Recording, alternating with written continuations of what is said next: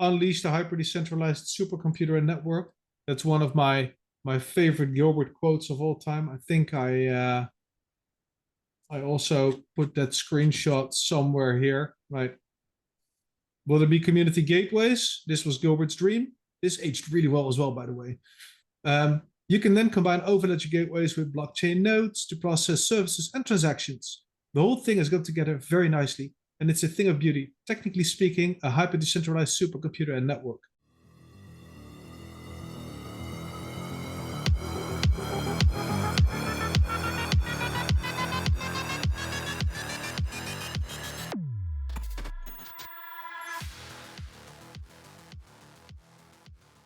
Page on the internet where everything is stated again, because this is kind of a legal framework from which we can work again. And I think they didn't do this randomly. It really is a result of, well, I think a changing regulatory landscape. Things are kind of crystallizing more and more all over the world. Like regulators are finally coming to their senses in terms of what is what we are doing, what is a crypto, what is a token. You know what I mean, right? We've have had all these legal battles everywhere, and everything is kind of crystallizing. And for us, it also means that the position of Overledger in Quant is getting more and more clear, because what you didn't touch upon yet is, for example, in Switzerland, they also kind of changed their legal structure, I think, by changing it from Quant Network AG, something like that, into Quant Services, and then not even Quant Services, but Q&T Services.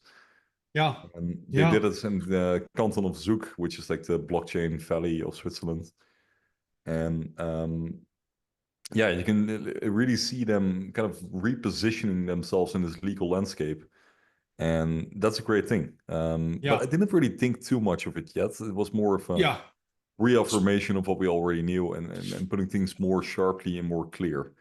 Exactly. But it's still kind of fake in legal language, so you cannot really, how do I say, you cannot really deduct anything from it specifically, because it's all still legal language. Yeah, it could just be checking boxes and just being kind of future proof, or just God knows what else. That's future proofing. That's how we'd call it. Exactly. But then Saturday came, and that was a completely unexpected turn of events on Saturday. Yeah. So Saturday, 2:30 CET, Gilbert came into chat, and he asked, and I'm just going to read this. Hello all, wanted to see if the person with the following fake accounts. Oh, I should do my British accent. Hello all, wanted to see if the person with the following fake accounts on LinkedIn is here. And then he asks for 3 names. Apparently, they're very upset that I haven't used Telegram or X for a while, and has spent hours posting his same comments on 100 different LinkedIn posts lately. So that was the question. With which he entered the chat. $1 Pizza jumped on.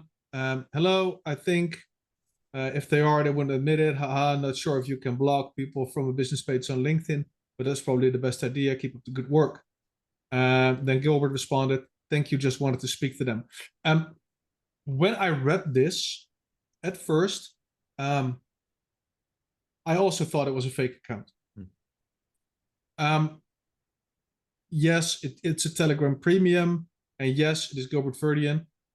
But I needed to click on his profile and see if it was at G Verdian, one word, no capitalized letters, because that's the only real one, and check back the history, and it was indeed him. My response was, my guess is that the person that was renting in the developer group last week could be the same individual. Admin can check the history. So there were a couple of people last couple of weeks, just throwing shit around and talking about suing Gilbert and saying that he misled the community, made false statements, promoted the product, whilst doing that with the only intention to drive up price so he could sell more tokens himself, and so on, which could potentially be a criminal offense. But yeah, there was absolutely no proof for that. But he was also posting that on LinkedIn, and like the Gilbert said, like 100 different LinkedIn posts, which is just pure obnoxious, defamatory. And it's even I did some googling. It could be called character assassination, which is actually punishable, but it does a lot of damage. So we tried to figure out who did that and where. I don't believe we found them. I'm not that many in developer, but you can actually look at the history and see what got deleted. Don't know if they did that, but yeah. So the conversation continued. Thank you, Jarno. Really trying to understand why they are behaving this way and think that is okay. I responded, we all do. He made similar threats and claims about you scamming us in there.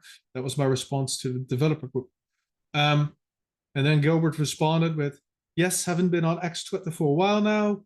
When I joined Twitter in 2009, it grew into a nice community of ideas and discussions. Ever since Elon bought it, it really gone downhill.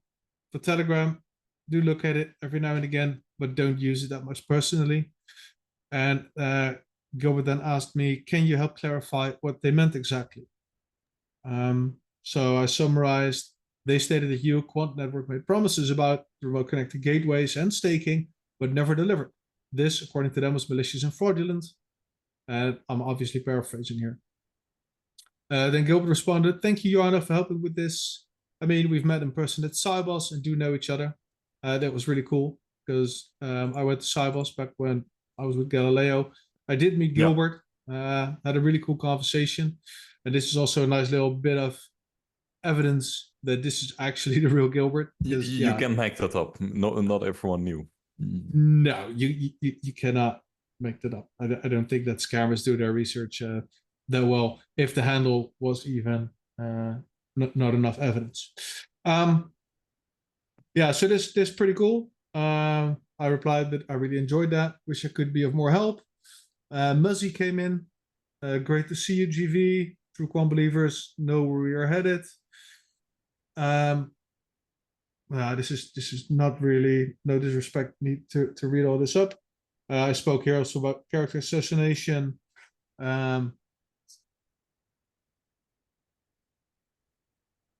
Gilbert responded to they stated the Yukon network made promises, and he replied with, so yes, the concept of RCGs was explored and tested back then.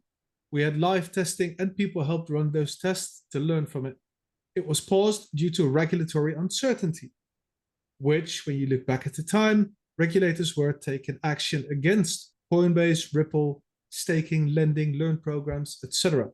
It was an extremely risky environment, so we had to pause the concept until things were certain.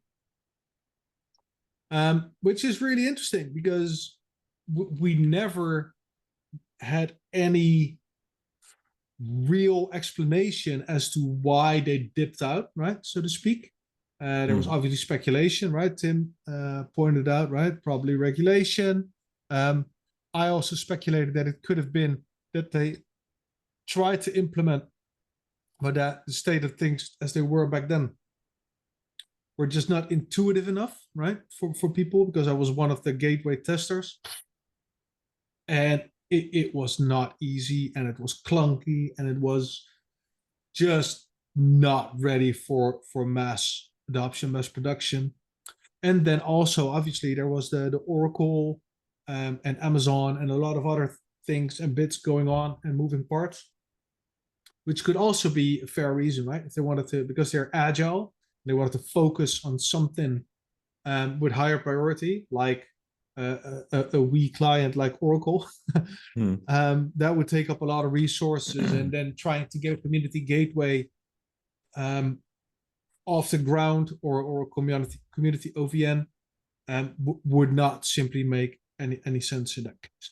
But no. Yeah, go Tim. Yeah, but it's so okay, Carlo Colista wasn't that off. It was Carlo Colista, right? The Colista thing in the past, where he said that, well, we kind of scrapped gateways. And then Gilbert came in and he said, well, gateways were never, they're still in the pipeline, but it's just not just not now. So there's kind of a middle ground between there, and this clears a bit up. That was mainly because of regulatory uncertainty. I paraphrase it a bit, but I think I'm yeah, for sure, correct. for here, sure. right?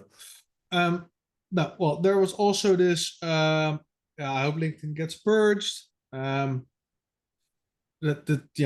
difficult. $20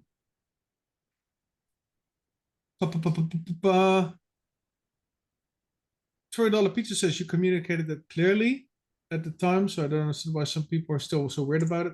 I cannot remember that there were clear in the communications back then, but that could have been me. Maybe I just repressed the memories. Could very well be the case. Yeah, so my response to Gilbert's message was, love the wording here, very much in line with the recent update to the terms of service, which we just went through. And then Robin comes with the pass, and it states, are there still plans for community gateway / staking? Gilbert not directly responded, but replied in the message after that. But we've kept working on the idea in the background. So now, after getting regulatory and legal clarity, we will be introducing different forms of staking and rewards to encourage even more participation on Overledger platform and ecosystem. Some of you noticed changes to the terms and conditions recently. Okay. So this is the goal, right? The money shot.